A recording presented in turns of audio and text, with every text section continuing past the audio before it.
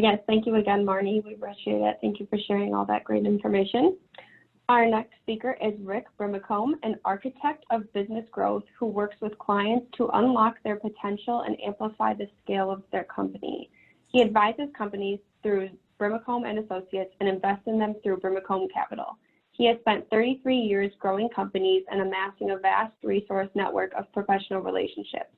He'll engineer the best path to your bigger playing field, sharing his knowledge and access to his network every step of the way. Here to talk to us about your 5 most important business advisors is Rick Brimacomb.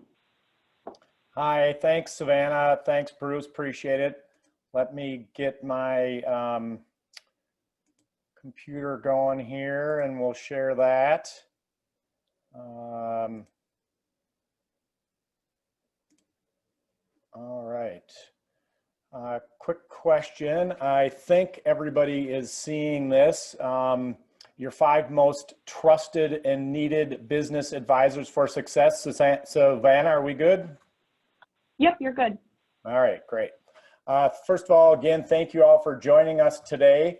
I was in the audience last year, enjoyed the event very much.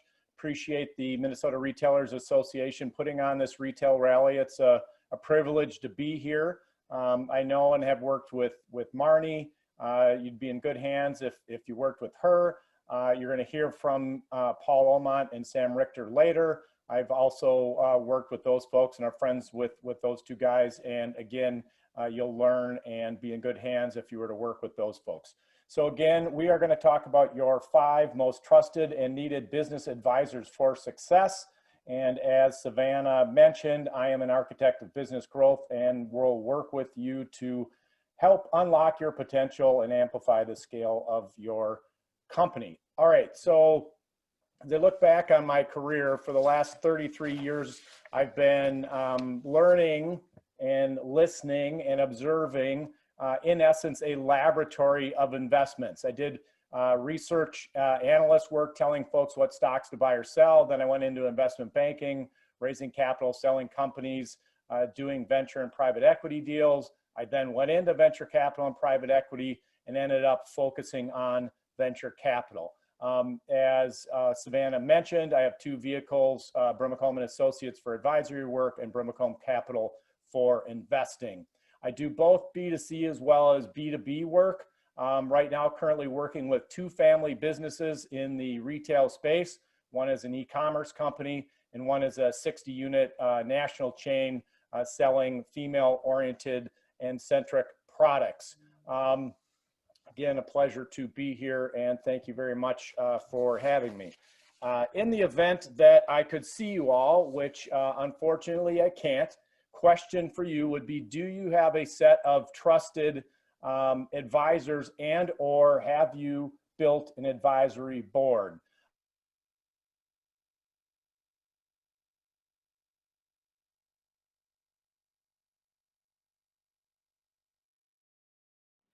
There we go. Hi, Rick. Wow, that is a first. I apologize, folks. Wow. All right. Are we back live, Savannah? Yep, you are live. You're good to go. Am I on the, can you see my screen or my slides or not? You'll have to reshare your screen. Okay. Sorry, folks out there, for the trouble. That means I have to go through my slides twice as fast since I lost that. All right. I see your screens, Rick. Okay, we all good? Yep. All right, well, thank you for your patience. I'm sure Savannah did a wonderful job tap dancing on my behalf. I got the blue screen of death, but I'm back. So thank you.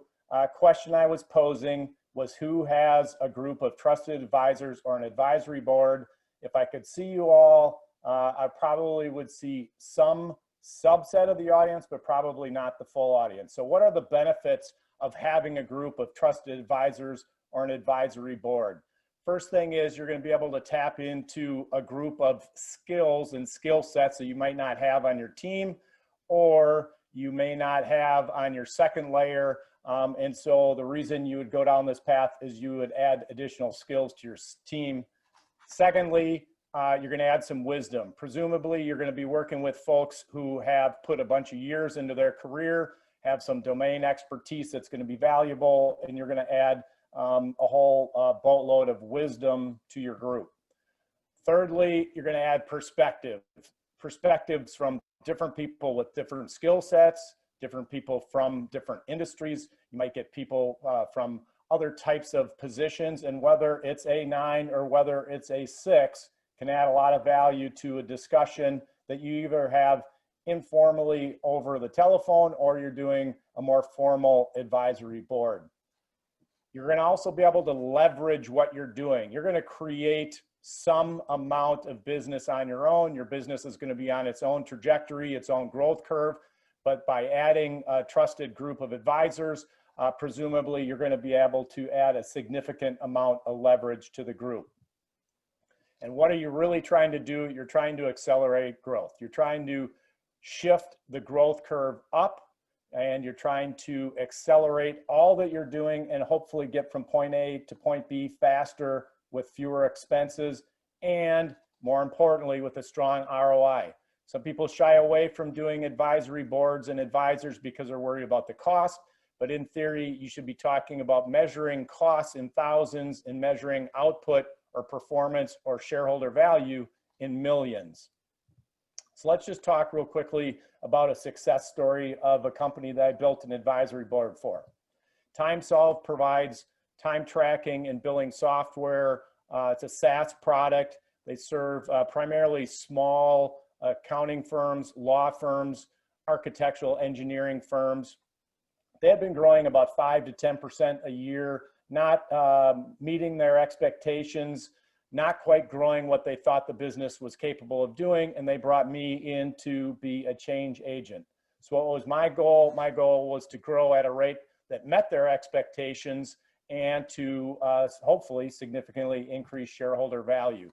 First thing we did was tried to look at the market more from a customer point of view as opposed to a product point of view. They tended to be very technical, product-centric folks, and I jokingly asked them to look up from their keyboard and their computer screen and look up over that at the market and try to get a little bit more perspective from the customer's side. Second thing that I did was we wanted to upgrade the team. They had a couple of folks on the management side and then a big technical team, and missing some things on the marketing side and a couple of other pieces, and a way to leverage what they had and to get hopefully strong ROI. Again, talked about building an advisory board, and what that did was it brought significant expertise to the company that they didn't have. First thing was I added a CEO to the advisory board. The CEO had raised money for their company. The CEO had built a business that was doing tens of millions in revenue and had been started by the founder. And so it was a raw startup that had grown significantly, had success in the market, and had attracted outside financing. So those were some of the skill sets that attracted me to this particular person that I brought to their advisory board. Second person that I brought to their advisory board was a sales and marketing executive. Gentleman had been VP of sales and marketing at a couple of different venture-backed companies and brought expertise in leading a more coordinated and sophisticated marketing effort to the team. Again, brought in as an advisor, so we didn't have to pay the full salary of somebody like that, which technically we wouldn't have been able to afford anyway. So we were able to tap into this person's sales and marketing expertise and really upgrade our sales and marketing. Third person that I brought to this advisory board was a domain expert. This domain expert knew the customer set that we were going after. This domain expert had also built other products in this area and had a technology background. So the concept of understanding primarily lawyers was brought to the table by this domain expert. So what was the outcome? We went from growing 5 to 10% a year to growing 30%. 2020 is going to be our 5th year in a row of roughly 30% growth. And I attribute it in large part to the advisory board, the skills, wisdom, expertise brought by that group. So how are you going to do this for your company?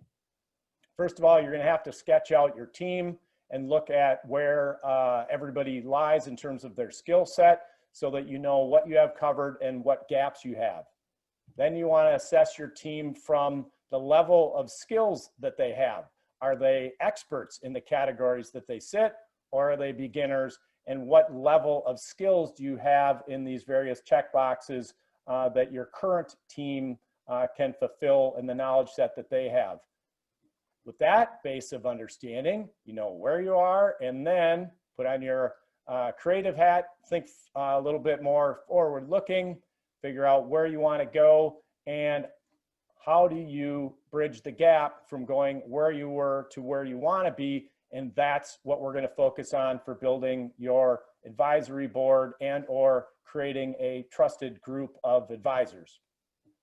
You may find that the business feels a little bit like this today, but supplementing your team with your board of advisors or 5 trusted advisors hopefully will get you to a place like this.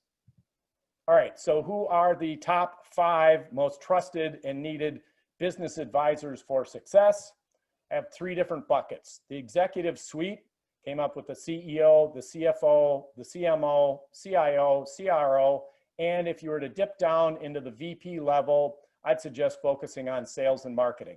So the first place that we would look would be the executive suite. We then would look out into domain experts, as I mentioned to you earlier in the TimeSolve example. You might look for industry experts, folks that understand the capital markets, supply chains. We saw how important that was during the early days of the COVID crisis. You might tap into professional services like lawyers, accountants, and advertising.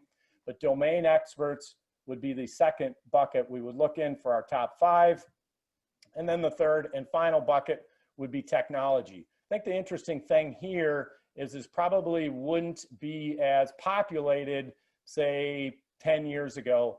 Nowadays, everybody's a technology company. And so if you were to look into this bucket, we'd talk about folks that might have e-commerce experience, digital marketing experience, omni-channel, or just general IT experience, customer experience, and or operations. So again, the 3 buckets we would look to build our top 5 trusted advisors would be in the executive suite, domain experts, and technology. All right, so that was 18 names I gave you, 6 times 3, 18 for you math majors out there.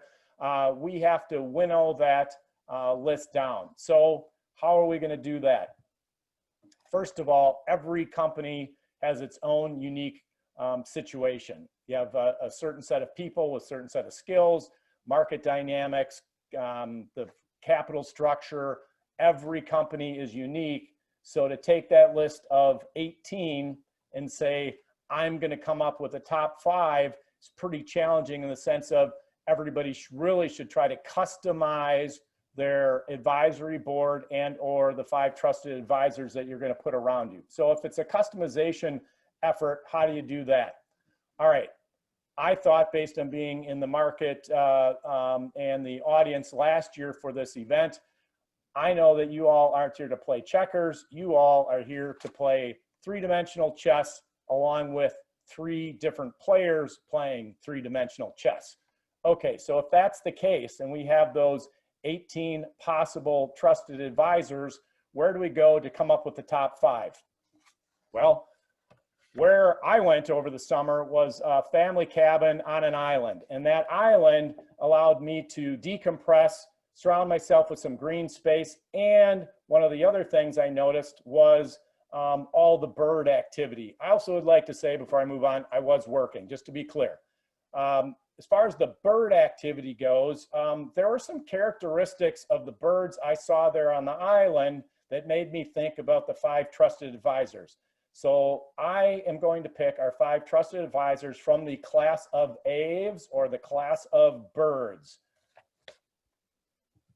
First one is the hummingbird. They have a local focus. a narrow market, just like being on the island or being on a neighborhood. High metabolism leads to high energy. They eat constantly. They take up nutrients continually. And what that allows them to do is pollinate other plants and build up others. I viewed the business analogy as taking up information and identifying many opportunities and then giving that information and benefit to others. Thought of information, knowledge, and wisdom sharing. So like the hummingbird, one of your advisors should have the ability to gather up and share information and opportunities. Second bird is the blue jay. The blue jay is tough, feisty, hard-nosed. They keep everybody moving towards their goals. They maintain a pecking order and hierarchy and bring accountability with decision-making and responsibilities. So if you had somebody was one of your top 5 trusted advisors, I would recommend you find somebody that has the accountability like a blue jay. Number 3 is the owl. The owl is nocturnal, like most owl species. They have powerful hearing and hunt by that hearing. So it's a very unusual set of skills that that owl has, and that differentiates them from others. So because of that, they occupy a different niche, and therefore, number 3, have somebody on your advisory board that can think outside the box. Number 4 is the blue heron. Blue heron is a not overly common bird. It's an expert hunter. They operate with a high probability of success, very specialized. They do not stick their neck out if they don't think they're going to have success. So like the blue heron, you should have an advisor on your team that is going to be very efficient with their ideas, their words, their concepts, and their tactics. Number 5 is the bald eagle. Bald eagle has a strategic mind. They literally have the bird's eye view. They are looking at the highest level and then identifying opportunities down on a micro level. Interestingly enough, they're very opportunistic, so they eat both live prey as well as scavenge. And so, like the bald eagle, your 5th advisor should have a strategic vision. So, in summary, we have the 5 birds, and like the hummingbird, you want somebody who can gather and share info and opportunities. Like the blue jay, you want somebody who can bring accountability. Like the owl, you want somebody who can think outside the box. Like the blue heron, you want somebody that can be efficient with their words, actions, and ideas. And like the bald eagle, you want somebody with a strategic vision. And I apologize profusely for the technical difficulties. I appreciate your patience. I appreciate Bruce and Savannah for having me. And I'm sorry to throw a little bit of a monkey wrench into things. Thank you so much, Rick. I'm really glad you got to finish your presentation because it was full of good information. We really appreciate it.